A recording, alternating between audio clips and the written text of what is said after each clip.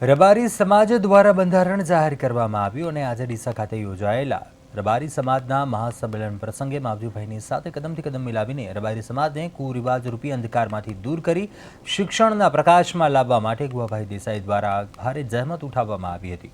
ગુવાભાઈ દેસાઈ જે રબારી સમાજના આગેવાન નેતા છે, તેમણે વિશ્વાસ વ્યક્ત કરતા જણાવ્યું કે સમાજના ઉત્કર્ષ માટે યોજાયેલું આ સંમેલન સમાજમાંથી કુરિવાજોને દૂર કરશે અને તેના લીધે સમાજ આગામી સમયમાં ચોક્કસ પ્રગતિ કરશે. આગેવાનોની હાજરીમાં મળ્યો અને ખૂબ સારો લોકોનો સહયોગ રહ્યો. જે વધતી જતી મોંઘવારીમાં સોના ચોદી અને જે લગ્ન પ્રસંગે જમણવાળા જે ખોટા ખર્ચાઓ હતા અને વ્યસન મુક્ત સમાજ બને જે કસંબા પ્રથાઓ હતી અમારે અહીંયા બંધ હતી, પણ ક્યાંક અમુક ગોળ પ્રોગ્રામ ચાલુ હતી એને પણ સદંતર બંધ કરવી, બીડી જેવી પણ કોઈ વસ્તુ જાહેરમાં ના રાખવી અને વ્યસન મુક્ત સમાજ બને. મોંઘવારીમાંથી ટળતો જે પૈસો બચે છે, મરણમાં પણ બહુ સામાન્ય આપણું મોત હોય, સનાતન ધર્મ એવું કીધું છે કે મોતમાં ના ખવાય. એ બંધારણ માટેનું મહાસંમેલન શમશેરપુરા ખાતે યોજાયું, જેમાં બંધારણના કેટલાક મુદ્દાઓ પર ખાસ પ્રકાશ પાડવામાં આવ્યો છે.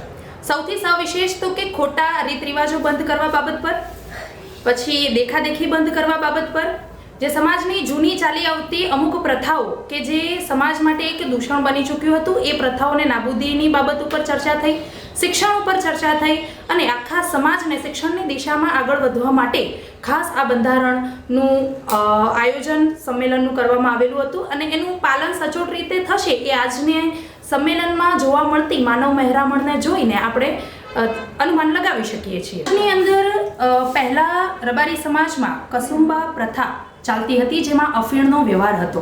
જે જ્યારે શિક્ષણ રથ નીકળ્યો ત્યારે ગજનીપુર ગામ, ડીસા તાલુકાના ગજનીપુર ગામ મુકામે જ્યારે એને બંધ કરવામાં, જે શિક્ષણ રથ જ્યાં પૂરો કરવામાં આવ્યો ત્યારથી આને બંધ કરવાનું, એટલે કે આ જે અફીણ પ્રથા હતી એને બંધ કરવાનો નિર્ણય લીધો છે અને સમાજે સચોટ રીતે આજ દિન સુધી પાડ્યો છે.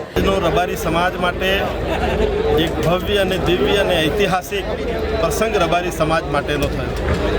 સમગ્ર ઉત્તર ગુજરાતના બધા જ તાલુકાઓ, બધા જ ગોળ અને બધા પરગણામાંથી ખૂબ મોટી સંખ્યાની અંદર માનવ મહેરામણ ઉમટ્યો અને અમારું જે બંધારણ છે, જે અમારા સમાજના રીતિ રિવાજો છે, એની અંદર જે ઘણા વર્ષોથી જે પરંપરાઓ રબારી સમાજની ચાલી આવતી હતી એની અંદર બદલાવ લાવી અને આજના સમયની અંદર જે જરૂરિયાત છે એ પ્રમાણેનું પરિવર્તન કરવાના બંધારણના અંદર નવા નિયમો બનાવ્યા.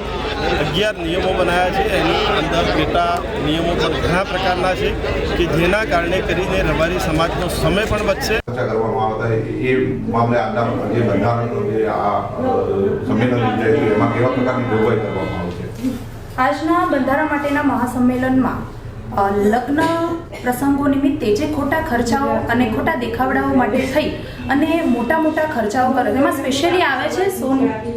અને રબારી સમાજ લગભગ અત્યારે નાનો પરિવાર હોય યા મોટો પરિવાર હોય, એની પોતાની આર્થિક સ્થિતિ સ્ટેબલ હોય કે ન હોય, એક નિયમ બની ગયો હતો કે ભાઈ આટલા તોલા તો આપવું જ પડશે, અને જેના કારણે ગરીબ પરિવાર ખરેખર દેવાના તળ નીચે ડૂબતો જોવા મળતો હતો. પણ સામાજિક અમુક રીતિ રિવાજો હોય છે અને એટલા માટે અન્ય કરે છે, આપણે કરવું પડશે, આ એક એ પ્રશ્ન છે.